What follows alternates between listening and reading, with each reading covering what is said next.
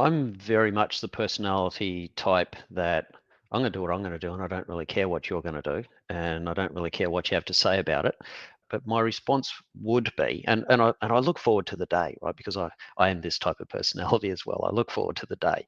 I would turn around to them and say, well, okay, if there was a vegan sitting next to me and they said they only wanted to eat vegetables and not meat, you wouldn't question that. I'm sitting here, I'm a carnivore. I want to eat meat and I don't want to eat vegetables. Why are you questioning it? Lewis, how did you find carnivore? 100% by accident, mate. 100% by accident. So, like most women on the face of the planet, my partner has gone through the this diet, that diet, some other diet. She was keto.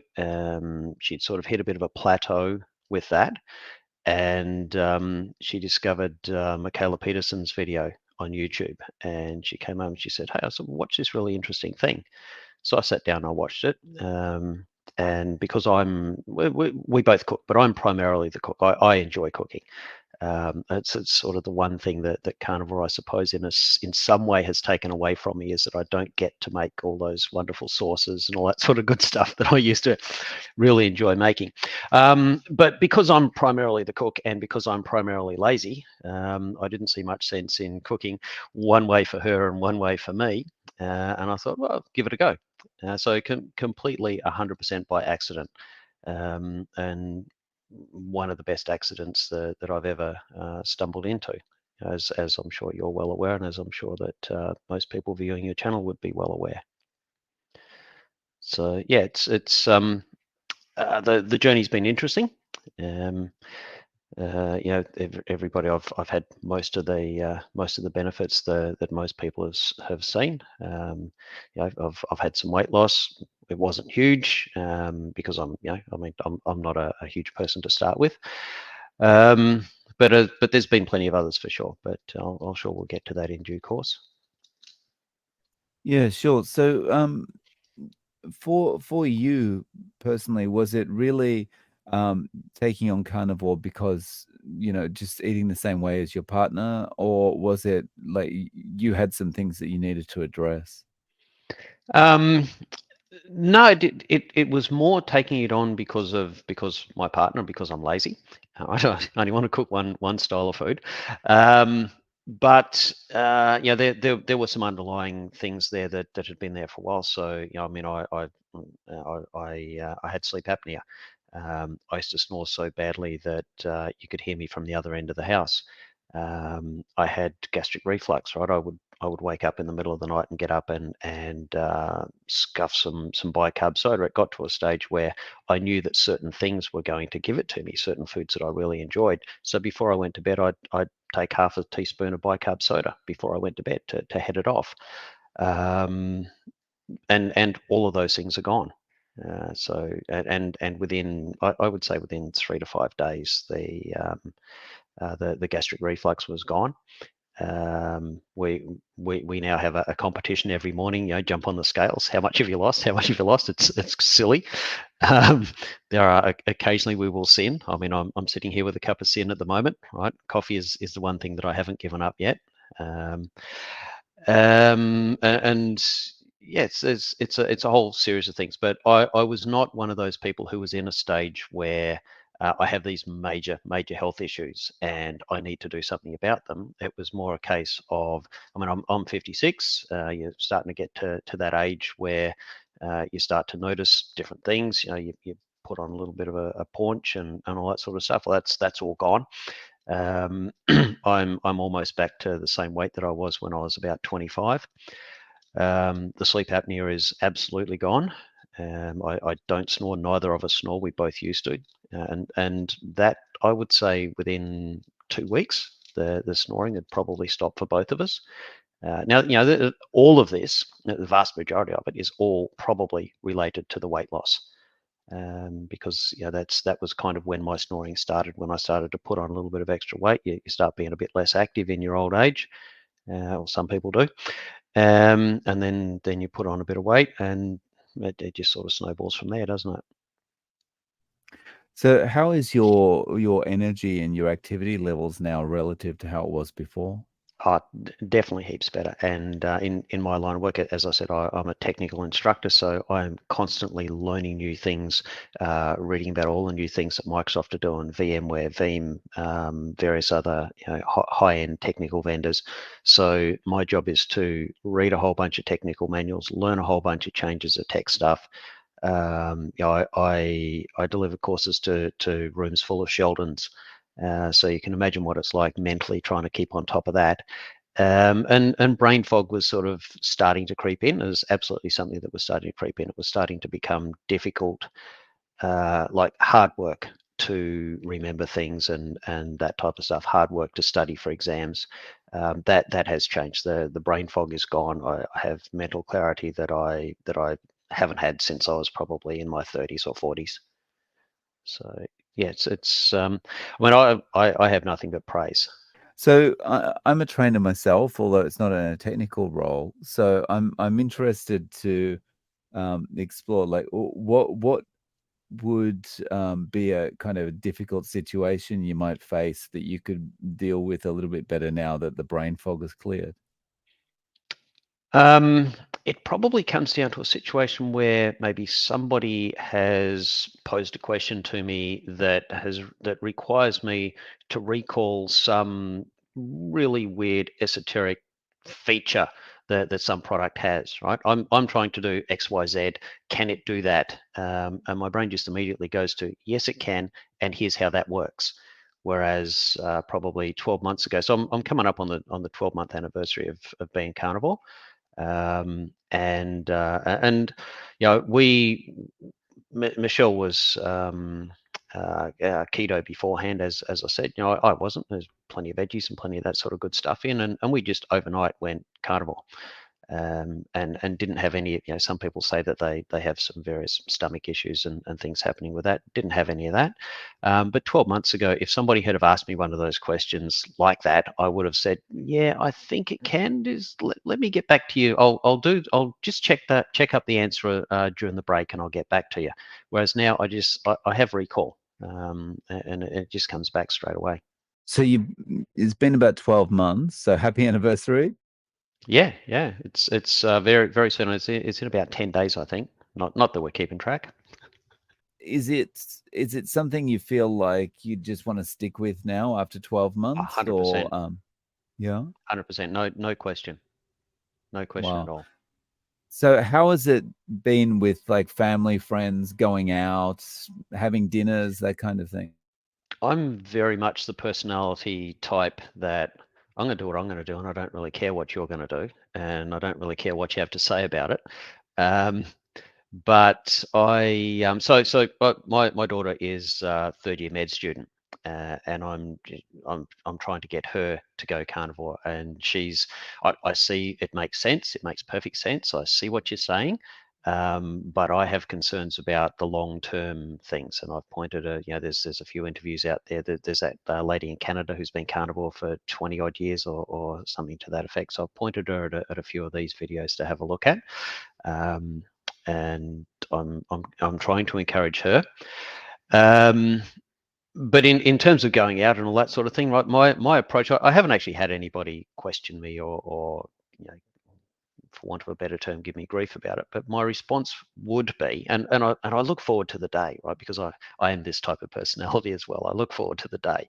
I would turn around to them and say, well, okay, if there was a vegan sitting next to me and they said they only wanted to eat vegetables and not meat, you wouldn't question that. I'm sitting here. I'm a carnivore. I want to eat meat. And I don't want to eat vegetables. Why are you questioning it? I Very just turned nice. it around on them. I just turned it around Yeah, on them. very nice comeback. Yeah. So, like, how are you eating during the day? Are you and sorry, it's Michelle, right? Mm. Are you and Michelle eating at the same times during the day? And I work primarily from home.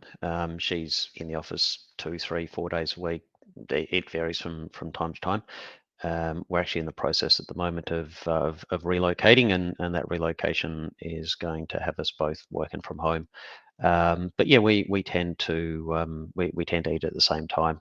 Um, I tend to I tend to not have breakfast very very commonly. But at the same time, if I happen to walk past the kitchen and she's cooking up bacon and eggs or something, she'll look at me and go, "You want some, don't you?" I go, "Yeah, of course I do." But I can quite comfortably go without it. So yeah, it's just one of those things. We fit it in, and it works.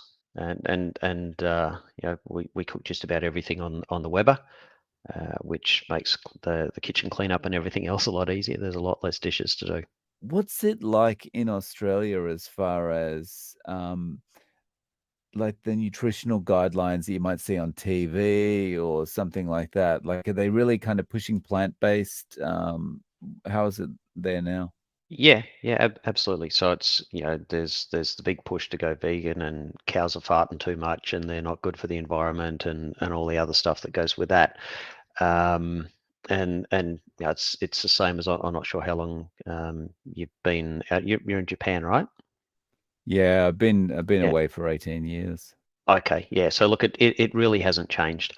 We've still got the five food groups, the food pyramid, and you should be eating heaps of grains and fruits and all that sort of stuff, and little tiny bit of fat and stuff at the top, and let's advertise all the carbonated sugar drinks and all the sugary crap for the kids, and all that type of thing. So yeah, nothing has changed since I sort of first started being conscious of that. I suppose probably 35, 40 years ago. Nothing has really changed. We do have a fairly active Perth Carnivores Facebook page that's got it's just ticked over. I think just ticked over 1,000 members, which is not too bad for a relatively small population that we have here in Perth.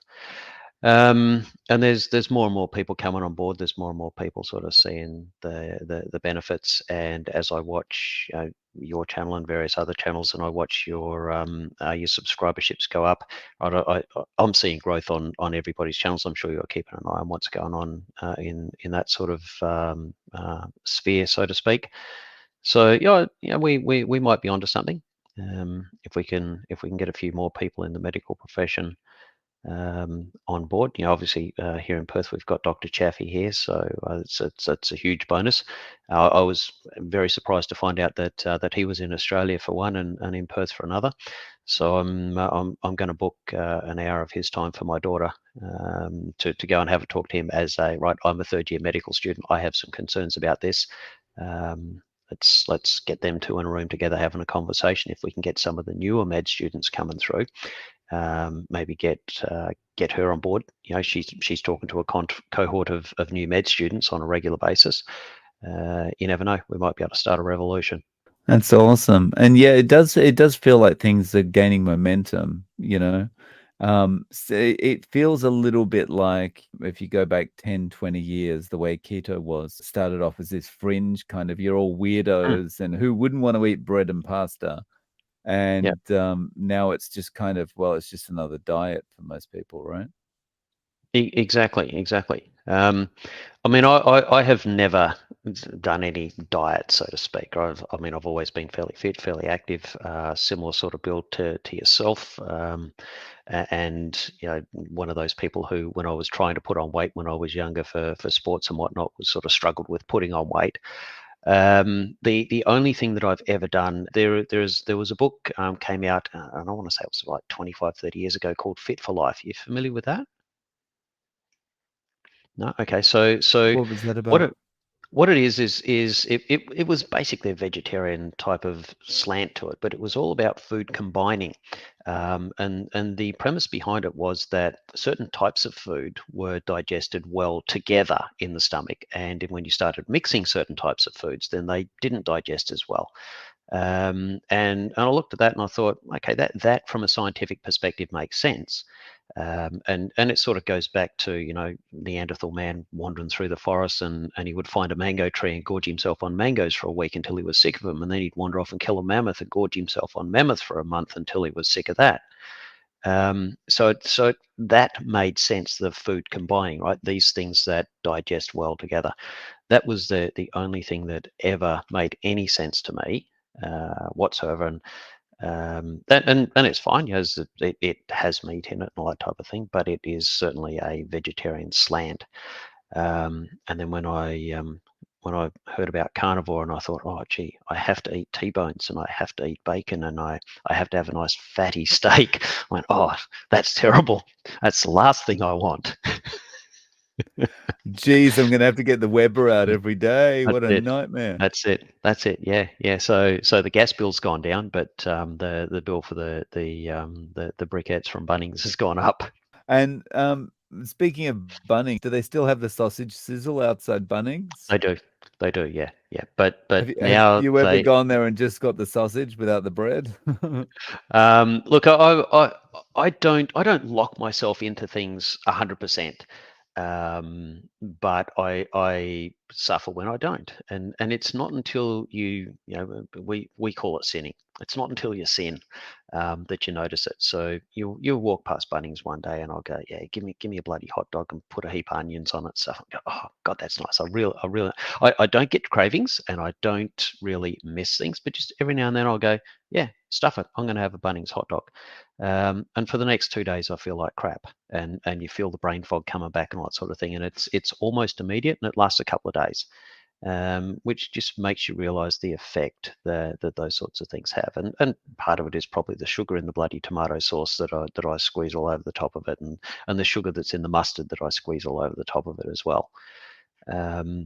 But I think, and again, this is just an observational thing from watching women over the years struggle with diets, is that when they are deprived of things and they have those cravings and whatnot, when they do sort of break it, so to speak, they go overboard. They go over the top. So I don't think that there's anything wrong with, apart from the fact that it's a dumbass move. Have a Bunnings sausage occasionally. But I know I shouldn't, and I regret it after I do. Nice. So, have you, when you've been talking to people, has anyone been influenced to kind of, oh, I might give that a try? Well, my uncle has. So I've got an uncle who's 73, 75 thereabouts. He has some massive health issues. For about 3 or 4 years, he would every 2 to 3 months have all of the symptoms of a heart attack. But he's not having a heart attack. They don't know what it is. It's right. We need Dr. House to diagnose him. It's bizarre. Now he is a career nurse. He's gone as high as you can go in nursing. He's well aware of nutrition. He's well aware of health and all that other good stuff. And I just mentioned it to him one day, and it wasn't a, hey, this is the cure all, this is going to fix everything. But I just mentioned it to him, and he said, oh yeah, that makes sense.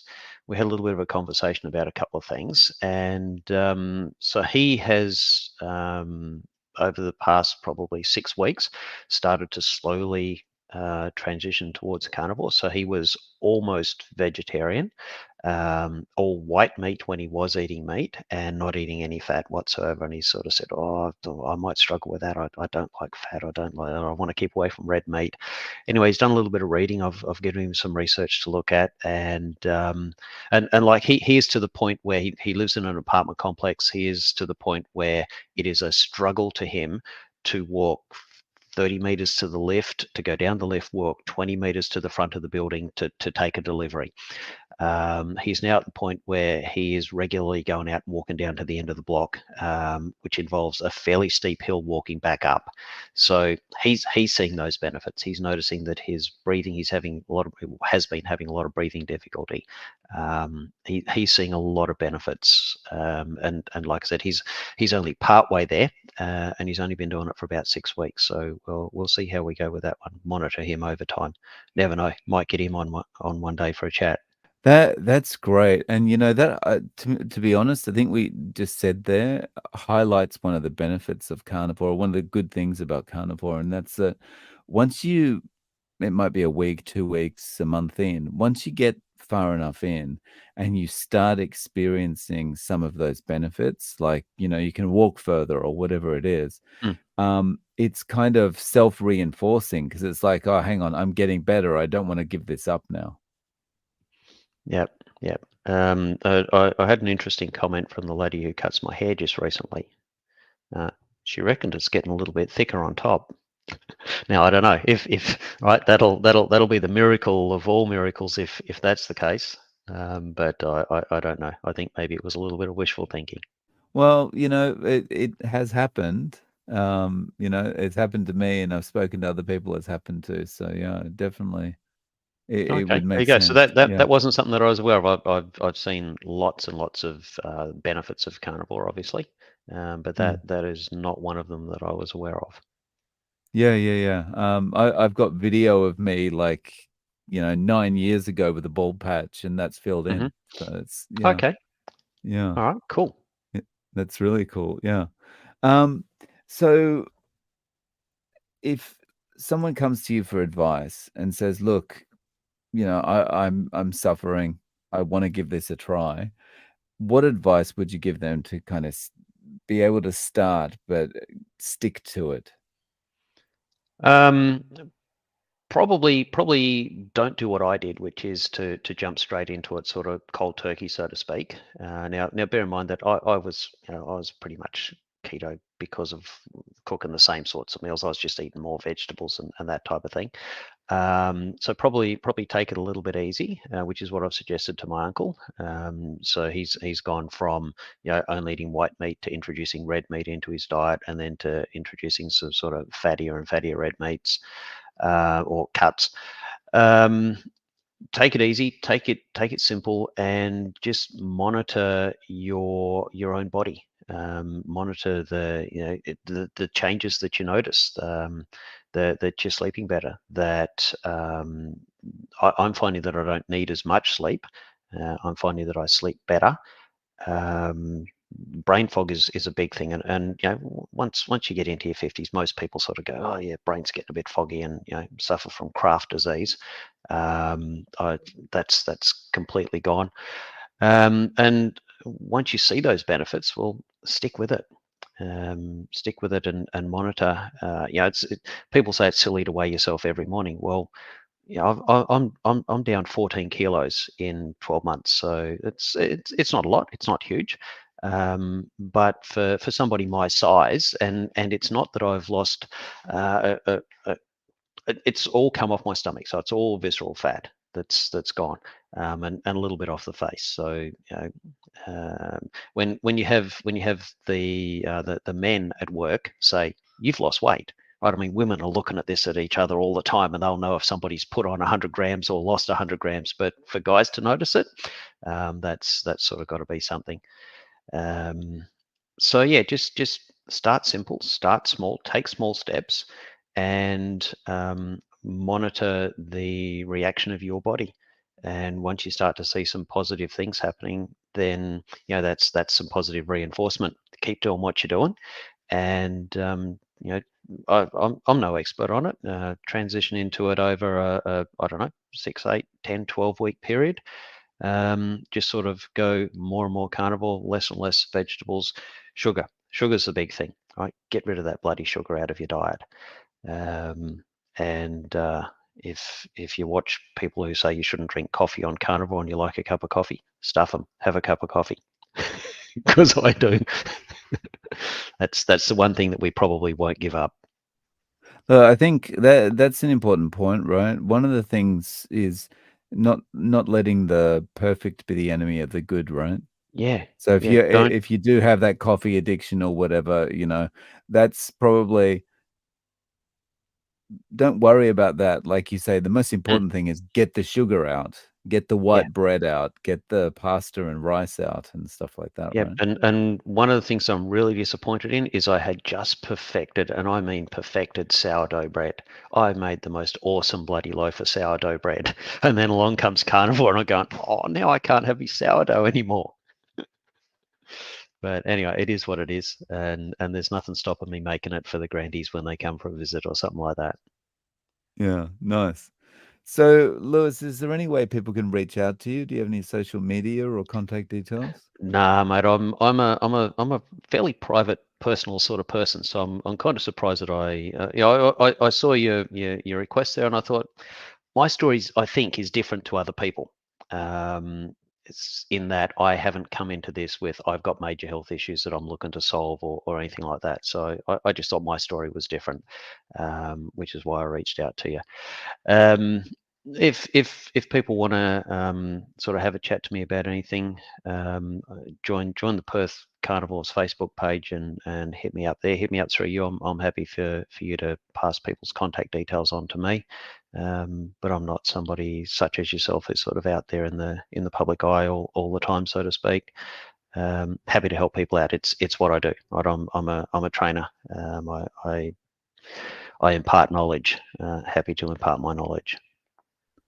No worries. Well, thank you so much for coming on and sharing your story with us, Lewis. I really appreciate your time. No, awesome. Thanks for having me. It's been a blast.